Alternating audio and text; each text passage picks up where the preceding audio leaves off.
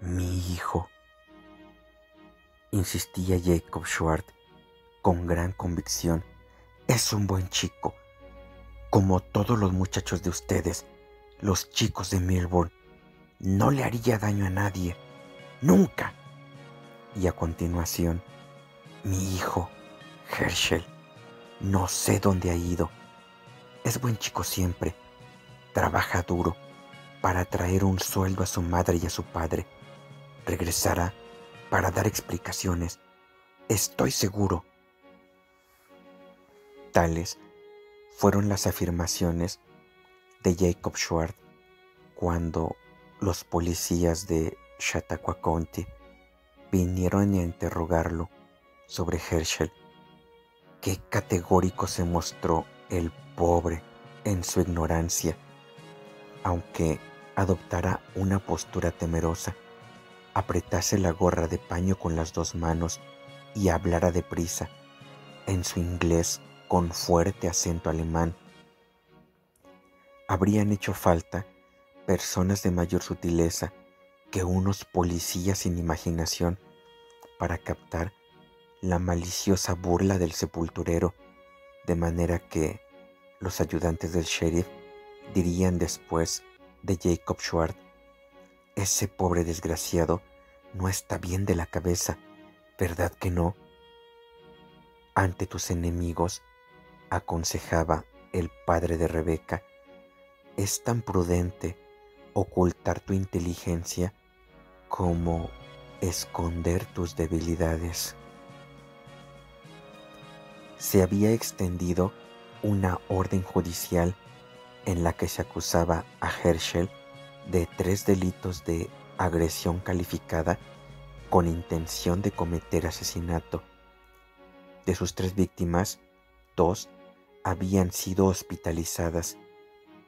La mutilación en forma de esvástica en la frente de Jeb Musner era grave. En la zona de Milburn nunca se había atacado a nadie con tanta violencia.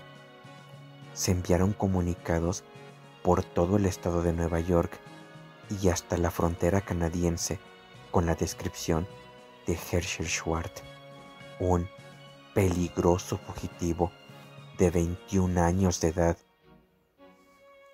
Los policías no perdieron mucho tiempo interrogando a Anna Schwartz.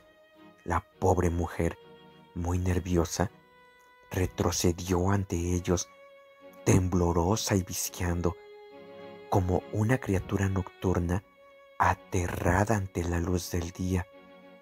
En su turbación, pareció pensar que era el mismo Herschel quien había resultado herido y estaba hospitalizado.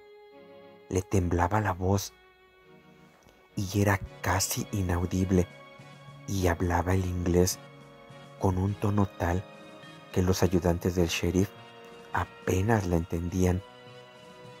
No sabía. Ignoraba dónde se había ido su hijo Herschel. ¿Estaba herido? ¿Su hijo? ¿Qué habían hecho con él? ¿A dónde se lo habían llevado? Quería verlo. Los policías intercambiaron miradas de compasión y de impaciencia. Era inútil interrogar a aquella mujer de pocas luces y nacida en el extranjero, que no solo parecía no saber nada sobre los instintos asesinos de su hijo, sino que además parecía tener miedo de su marido, el sepulturero. Los policías interrogaron a August, o Gus, el hermano pequeño de Herschel, que también afirmó no saber nada. Quizá ayudaste a tu hermano, Pero Gus agitó la cabeza socarronamente. ¿Ayudarlo? ¿Cómo? Y estaba Rebeca, la hermana de 12 años. También ella aseguró no saber nada sobre lo que su hermano mayor pudiera haber hecho, ni por qué había huido. Negó con la cabeza, muda, al preguntarle los policías. A los 12 años, Rebeca aún llevaba el pelo en dos gruesas trenzas que le llegaban hasta los hombros, tal como su madre insistía en que lo hiciera. Se peinaba el pelo castaño oscuro con raya en medio, no muy recta, y su cabeza despedía un olor perceptible, aunque no se la lavaba con frecuencia. Ninguno de los Schwartz se bañaba a menudo porque el agua tenía que calentarse en grandes barreños sobre el fogón, una tarea tediosa que llevaba mucho tiempo. En presencia de adultos, con autoridad, la expresión de Rebeca tenía tendencia a ser hosca. «Rebeca, ¿es así como te llamas? ¿Hay alguien de tu familia que esté en contacto con tu hermano, Rebeca?» El policía hablaba con dureza. Rebeca, sin alzar los ojos, respondió no con la cabeza. «¿Has visto tú a tu hermano?» Rebeca volvió a negar con la cabeza. «Si tu hermano vuelve o te enteras de dónde se esconde o de que alguien está en contacto con él, proporcionándole dinero, por ejemplo, estás obligada a informarnos de inmediato o se te podrá acusar como encubridora de los delitos de los que se le acusa. ¿Entiendes?» Testarudamente, Rebeca siguió mirando al suelo, al gastado linóleo del suelo de la cocina. Era verdad, no sabía nada de Herschel. Suponía que sí, que su hermano era la persona a quien buscaba la policía. Casi estaba orgullosa de lo que Herschel había hecho, castigando a los enemigos de su familia, tallando una esvástica en la mezquina frente de James Newsner. Pero, además, estaba asustada porque quizá acabaran por detener a Herschel y le hicieran daño. Se sabía que los fugitivos que se resistían a la autoridad estaban expuestos a terribles palizas a manos de sus perseguidores e incluso a la muerte en ocasiones. Y si a Herschel lo mandaban a la cárcel del estado. Jacob Schwartz intervino. «Señores agentes, mi hija no sabe nada. Es una chica callada, no demasiado lista, ya lo ven. No deben asustarla, señores, se lo ruego». Rebeca sintió una punzada de resentimiento al ver que su padre no decía la verdad y la calumniaba. No demasiado lista. ¿Era aquello verdad? Los policías se prepararon para marcharse. Estaban descontentos con los Schwartz y prometieron regresar. Con su risa astuta y falsamente servil, Jacob Schwartz los acompañó hasta la puerta y volvió a decirles que su hijo mayor era un muchacho temeroso de Dios, que no alzaría la mano ni siquiera contra un ser irracional merecedor de castigo, como tampoco abandonaría a su familia, puesto que era un hijo que conocía sus obligaciones. Inocente mientras no se le pruebe culpable, ¿no es eso lo que dice la ley? Mientras veía alejarse a los policías en su coche patrulla verde y blanco, el padre de Rebeca reía con entusiasmo poco común. «Gestapo, son animales, pero estúpidos, y los puedes manejar a tu antojo como bueyes. Veremos lo que sucede». Gus rió. Rebeca forzó una sonrisa. Anna Schwartz se había escondido en una habitación trasera para llorar. Casi se podría pensar, al ver a Jacob Schwartz pavonearse por su cocina, después de meterse en la boca un trozo de tabaco de mascar, que había sucedido algo estimulante, que aquellos otros le habían traído buenas noticias sobre Herschel y no una orden de detención. En los días que siguieron, quedó claro que Jacob Schwartz se enorgullecía de lo que Herschel había hecho, o que casi todo el mundo creía que había hecho.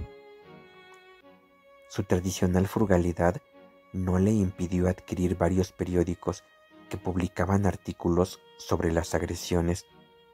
Su favorito era uno en la primera página de Melbourne Weekly, con un titular muy destacado: 3 brutales agresiones en Halloween atribuidas a un sospechoso de 21 años, un joven de la zona al que se considera un peligroso fugitivo. En todos nosotros existe una llama que nunca morirá, Rebeca. Esa llama la enciende Jesucristo y su amor la alimenta. ¿Con qué intensidad quería creer Rebeca en aquellas palabras de su antigua profesora, la señorita Luther? Pero era muy difícil, como tratar de alzarse cuando era una niñita que imitaba a sus hermanos utilizando solo los brazos hasta el tejado de cartón alquitranado del cobertizo para las herramientas. Herschel y Gus se habían reído de su hermanita, que se esforzaba por imitarlos con brazos demasiado débiles en aquel momento, con piernas demasiado flacas, desprovistas de músculos, mientras los otros dos gateaban hasta el techo con habilidad de felinos. Rebeca había caído al suelo, impotente. A veces, uno de sus hermanos se asomaba para tenderle una mano y alzarla hasta el tejado, pero otras veces no.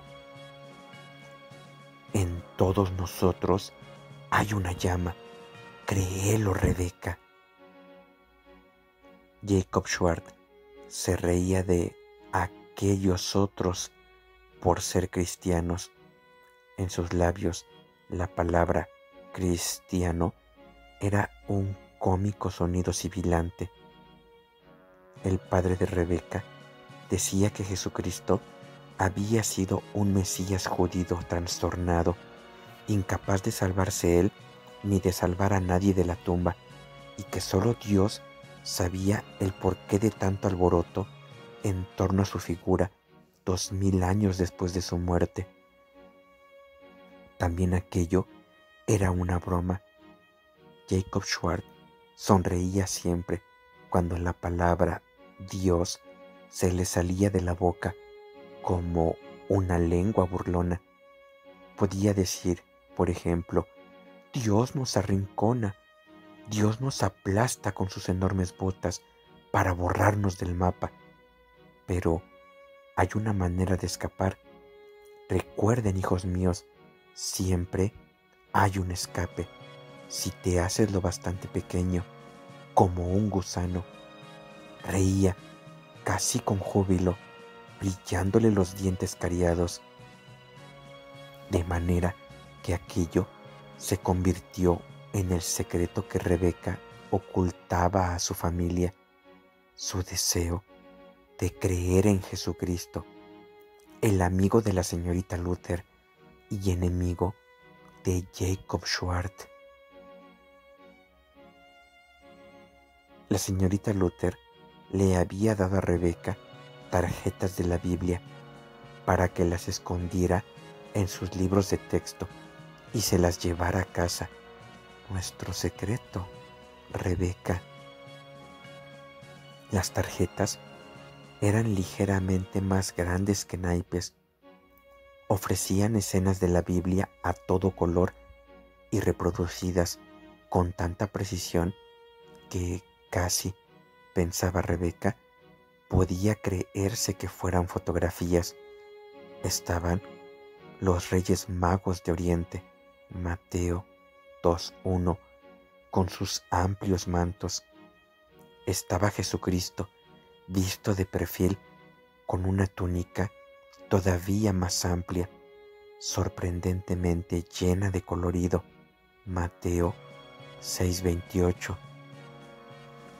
Estaba la crucifixión, Juan 19:26, y también la ascensión, Hechos 1:10. Jesucristo, su rostro barbado apenas visible, con una túnica blanca, como la nieve en este caso, flotando por encima de sus discípulos en oración. Rebeca se preguntó de dónde salían las túnicas de Jesucristo. ¿Había tiendas en aquel país remoto, como en Melbourne? No se podía comprar una prenda así en ninguna tienda de Melbourne, pero se podía comprar la tela y coserla uno mismo. Pero, ¿quién cosía las túnicas de Jesús y cómo las lavaban? ¿Y quién se las planchaba? Una de las tareas domésticas de Rebeca era planchar para su madre cosas lisas que no se arrugaban fácilmente.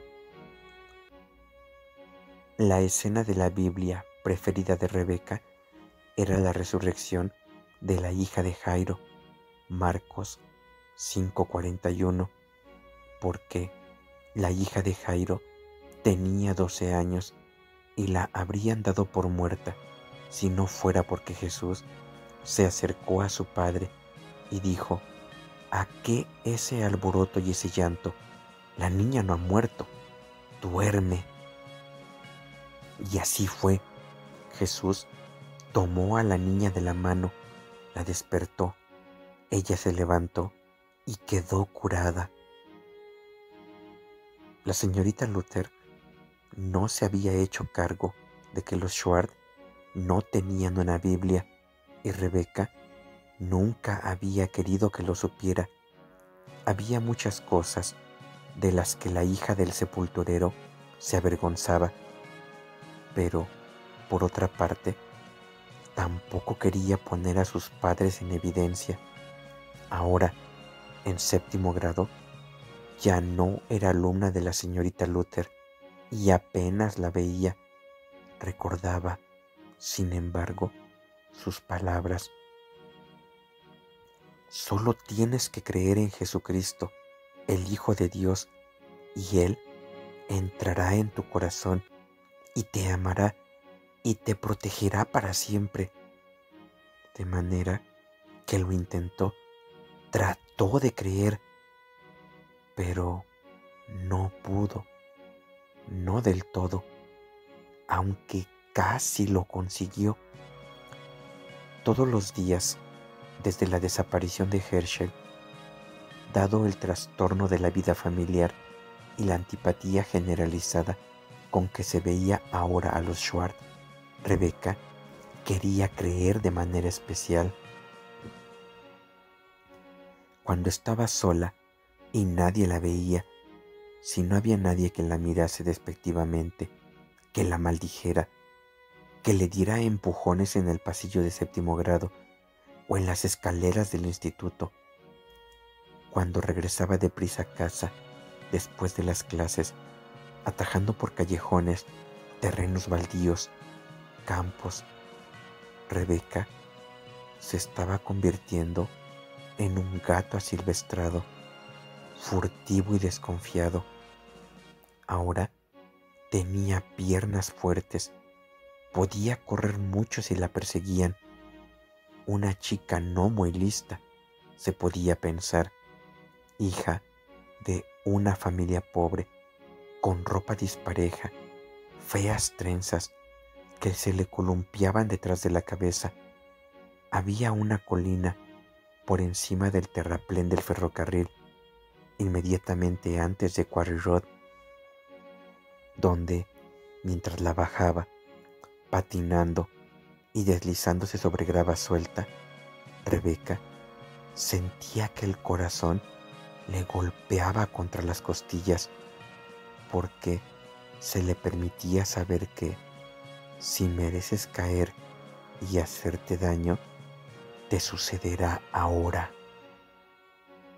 Rebeca había aprendido recientemente a negociar de aquella manera, a ofrecerse como víctima. Se trataba de que la castigara a ella en lugar de a otro miembro de su familia. Rebeca quería creer que Dios actuaría de manera justa. A veces se caía y se hacía cortes en las rodillas, pero la mayor parte de las veces no le pasaba nada. Incluso cuando tomó conciencia de una figura semejante a una aparición con una blanca túnica flotante y un tocado blanco que se le acercaba, no perdió el equilibrio porque su cuerpo se había vuelto ágil y astuto. Columnas de bruma, de niebla, se alzaban de las profundas zanjas de desagüe a ambos lados de Quarry Road, que era una carretera comarcal sin asfaltar a las afueras de Melbourne. Allí había un frío olor descarnado a piedra y a barro. A Rebeca se le permitió hablar, pero no movió los labios ni emitió sonido alguno. ¿Regresaría Herschel? Jesús respondió en voz baja, llena de amabilidad. Con el tiempo, tu hermano regresará. ¿Lo detendría la policía? ¿Le harían daño? ¿Iría a la cárcel?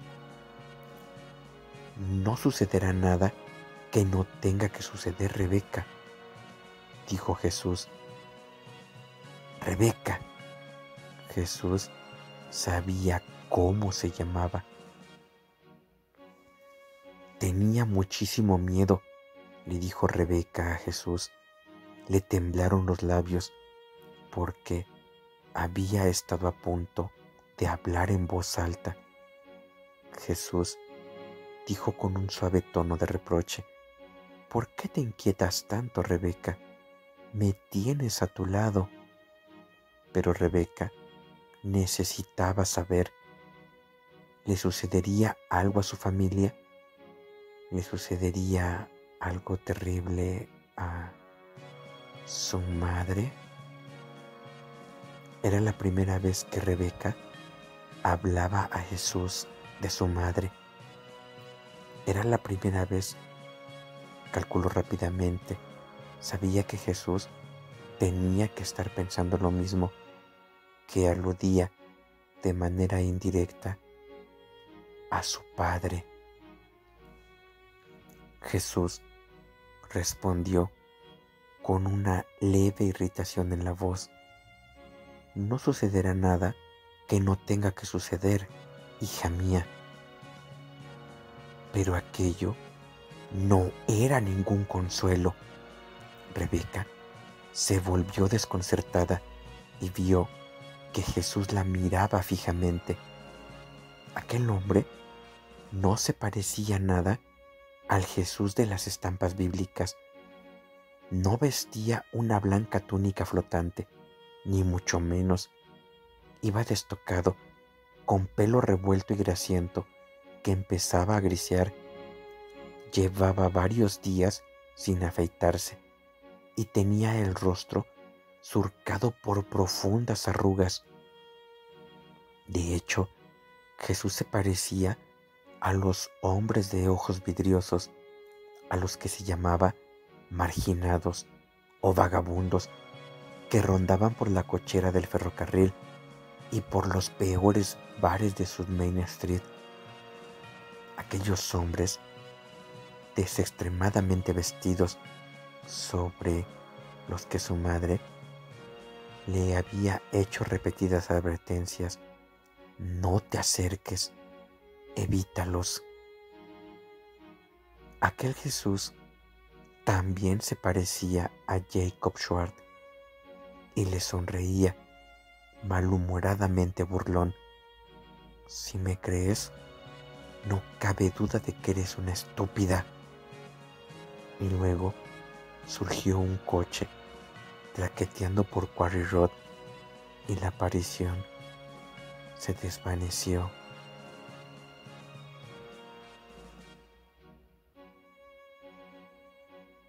Capítulo 21.